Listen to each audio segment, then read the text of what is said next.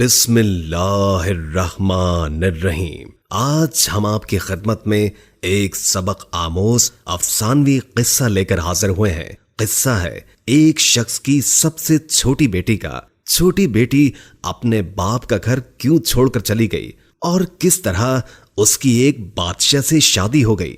जानने के लिए वीडियो को आखिर तक जरूर देखिएगा।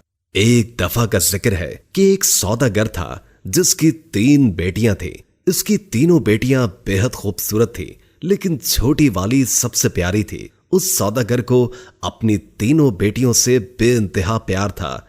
वो बस डरता था कि कहीं उसे कोई छोड़ कर न चली जाए। इसलिए एक दिन सौदागर ने फैसला किया कि वो अपनी तीनों बेटियों से पूछेगा कि वो उससे कितनी मोहब्बत करती हैं। वो यही सोचते हुए अपनी सबसे बड़ी बेटी के पास गया और पूछा, बेटी तुम मुझसे कितनी मोहब्बत करती हो? बड़ी बेटी ने जवाब दिया, बाबा जान मैं आपसे अपनी जान से भी ज्यादा मोहब्बत करती हूं। बाप ये सुनकर बेहद खुश हुआ और अपनी बेटी को एक कीमती सोने की माला दे। फिर वो अपनी दूसरी बेटी के पास गया और उससे भी यही पूछा कि बेटी तुम मुझसे कितनी मोहब्बत करती हो? दूसरी बेटी ने जवाब दिया, बाबा मैं आपको इस पूरी दुनिया में सबसे ज्यादा चाहती हूं। बाप बेटी की बात सुनकर खुश हुआ और उसे बहुत सी सोने की अशर्फियां दी। अब सौदागर अपनी सबसे छोटी बेटी के पास गया, बेटी तुम मुझसे कितनी मोहब्बत करती हो? सबसे छोटी बेटी ने जवाब दिया कि नमक के बराबर। बेटी का जवाब सुनकर बाप को बहुत गुस्सा आया।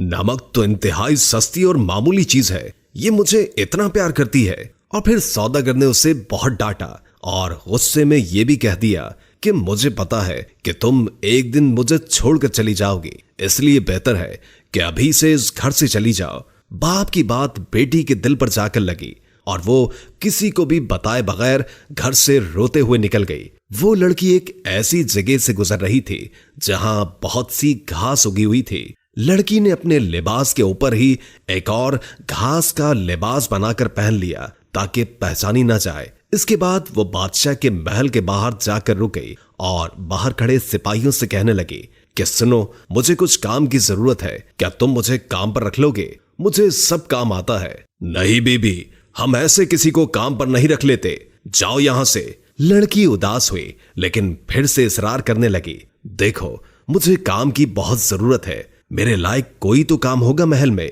इससे पहले कि सिपाही इनकार करता, एक बावर्ची उनके पास आकर खड़ा हो गया। उसने शायद लड़की की बात सुन ली थी। उसे लड़की पर बहुत तरस आया, इसलिए उसने लड़की को अपने साथ रख लिया। बावर्ची ने उसे सारे काम समझाए और उसे उसके सोने की जगह भी दिखा दी जहां और भी औरतें थी। किसी को उस लड़की का नाम तो नहीं मालूम था, तो उसका घास वाला लिबास देखकर सबने उसका नाम घसियारी रख दिया। अगले दिन महल में हलचल मची कि बादशाह एक बहुत बड़ी तकरीब का इनेकाद कर रहे हैं, उसमें हर कोई शरीक हो सकता है। तमाम मुलाजिम औरतें अपने आप को संवारने में लग गई। जब तकरीब का दिन आया तो घसियारी ने जाने से इनकार कर दिया और कहा कि उसकी तबीयत ठीक नहीं है, और फिर सब उसे आराम का कहकर चले गए। कुछ ही देर के बाद घसियारी उठी, अपना घास वाला लिबास उतारा और एक खूबसूरत सी पोशाक पहन ली जो वो अपने साथ लाई थी, और फिर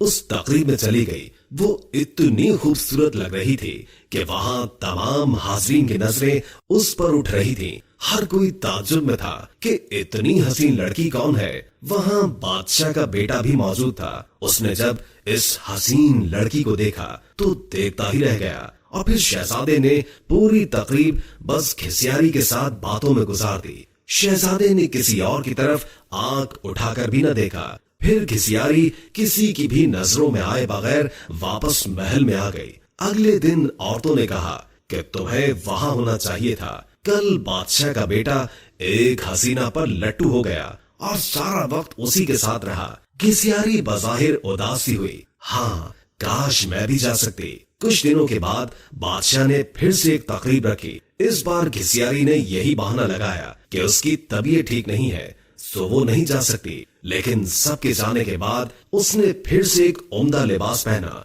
और तकरीब में चली गई। शहजादा उसे देखकर बहुत खुश हुआ और एक कीमती अंगूठी उसे तोहफे में दे दी। फिर तकरीब खत्म होने से पहले ही वो वापस महल में आ गई। दूसरी तरफ बादशाह का बेटा सौदागर की इस छोटी सी बेटी पर फिदा होकर रह गया था। उसने फैसला किया था कि वो अपने बाप से इस लड़की का जिक्र जरूर करेगा। अब अगली तकरीब शहजादे ने खुद जानबूझकर रखवाई ताकि वो इस लड़की से मिल सके, लेकिन इस बार घिसियारी न आई। शहजादा उदास हुआ। बादशाह को घिसियारी के बारे में कुछ भी मालूम नहीं था, इसलिए वो परेशान हो रहा था कि उसका पता कैसे और किससे करे। एक दिन शहजादे ने महल के मुलाजमों से सागूदाना बनाने की फरमाइश की। घिसियारी को जब ये पता चला तो उसने खुद सागूदाना बनाने की ख्वाहिश का इजहार किया। उसे इजाजत दे दी गई। घिसियारी ने सागूदाना बनाने के बाद वही कीमती अंगूठी जो शहजादे ने उसे दी थी सागूदाने में डाल दी। अब शहजादा मेज पर बैठा सागूदाना खा रहा था। जब खाना खा चुका तो देखा कि प्याले में अंगूठी पड़ी है। वो अंगूठी पहचान गया और जल्दी से अपने मुलाजमीन को बुलवाया। मुलाजमीन ने बताया कि ये सागूदाना घिसियारी नामी मुलाजमा ने बनाया है। फिर घिसियारी को बुलवाया गया। शहजादा घिसियारी को पहचान न सका, लेकिन जब घिसियारी ने बोलना शुरू किया तो शहजादे को उसकी आवाज सुनकर यकीन हो गया कि ये वही लड़की है जो उसे तकरीब में मिली थी और जिस पर वो दिल हार बैठा है। फिर घिसियारी ने अपना सारा किस्सा शहजादे को बताया कि वो इस महल में किस तरह पहुंच गई। शहजादे ने घिसियारी का बादशाह को बताया और इन दोनों की शादी कर दी गई। शादी के बाद एक बहुत बड़ी तकरीब रखी गई। उस तकरीब में सिर्फ शहर के बड़े बड़े सौदागर और ओहदेदारों को बुलवाया गया था। घिसियारी के बाबा भी उस तकरीब में मौजूद थे। खाने का वक्त हुआ तो मेज हर तरह के लजीज खानों से भर दी गई, लेकिन जब सबने खाना शुरू किया तो पता चला कि खाने में नमक ही नहीं है। घिसियारी के बाबा ने बादशाह को मुखातिब करके कहा, इसमें तो नमक ही नहीं है। बादशाह हल्का सा हंसा और कहने लगा, क्या हो गया सौदागर साहब, सिर्फ नमक ही तो नहीं है, बाकी सब कुछ तो है ना इसमें। ये सुनकर सौदागर की आंखों से आंसू जारी हो गए।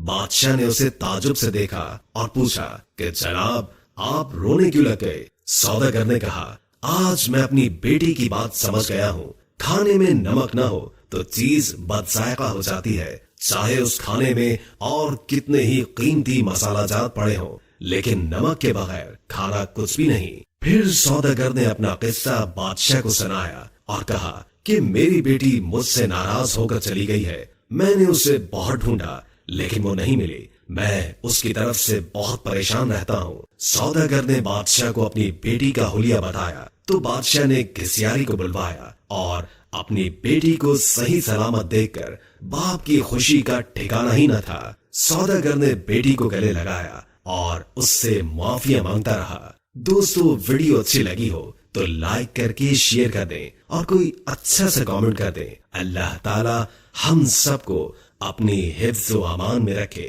जज़ाकल्लाह।